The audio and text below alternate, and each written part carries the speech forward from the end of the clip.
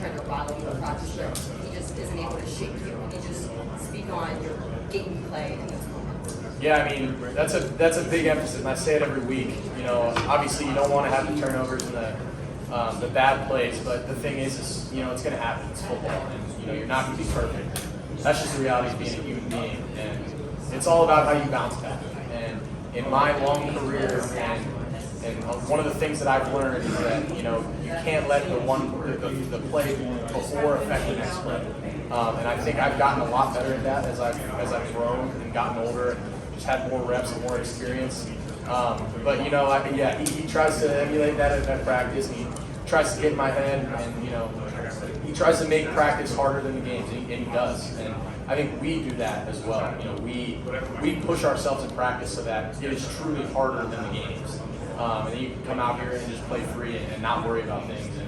And you know, just the confidence that I have right now, especially with the guys I have around me, like stuff like that's not going to shake me. You know, and I think I've done a good job of that thus far this season. Obviously, you don't want to have you know, the pick there and the turnovers, and that's, you know, got to clean that up.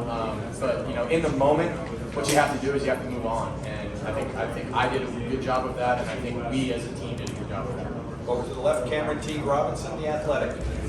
It seemed like whenever you were going to hand the ball to Trey or touchdowns, you could get 4 or 5 yards at least every time. What kind of confidence does an offensive line that dictates a pace like that give you, whether in the right or a ton, man. That was a huge emphasis coming into this game. You know, we knew we needed to be physical, play downhill football, and go at them. And I think our O-line took that challenge and ran with it, man. And those dudes are bad SOBs, man, and they're coming downhill and just rocking people off the ball. And I think they're playing really, really good football right now. They're just continuing to get better every single week. I think they played really well last week. I think they played really. I haven't watched the film yet, but I think they played really, really well this week. Love you. Who was that? Mac. Love you, Mac. But the overall, man, those guys are playing their butts off. And then, you know, I mean, you let Q and Trey do the rest. And you know, we say we want to have our O-line get 2 and our backs get 2 every single play. And you know, I think our O-line's getting us 4, and our backs can get us, you know, 60 plus. So I mean, it's good, and I mean, our O-line's playing at a really, really high level right now. And, you know, across the board, I'm really proud of those guys. Over to the right, Noah Weisskopf, the Lantern. After that first half, what was the message to you in the locker room? I mean, I wouldn't say anything was really different, man. It was we just came out and we said, you know, it's a new half, and you know, we always put the emphasis on that middle 8, you know, and ending the first half the right way and starting the second half the right way. And we did not execute the middle half in the first half, but coming out of the halftime, going down, getting the score, you know, getting a couple turnovers, like that was huge. And that was, you know, our emphasis was like, we have to come out and start fast. We got to go down and get a score. You know, we deferred, so we get the ball first. And then we got to come out and get some stops. And, I mean, the defense played an unbelievable game today. When you got a defense that's going to shut them down like they did, I mean, it's hard not to win a lot of games.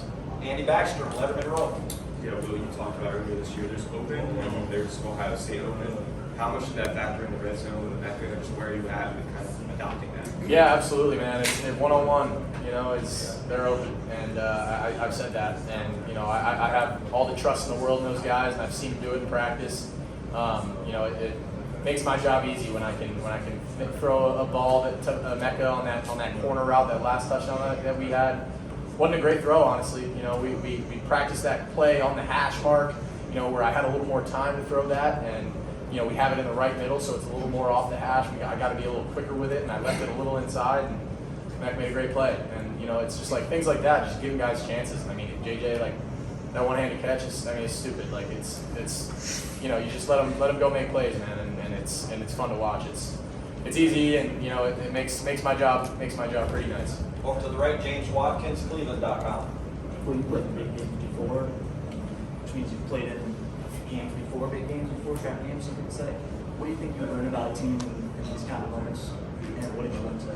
Yeah, we said this coming into this game. You know, we were going to learn about this team. We were going to learn a lot about this team and our toughness, and our ability to, you know, block out the noise and go down and get to work. And you know, we knew we had a big one coming up this week, but we knew that this was a big one too.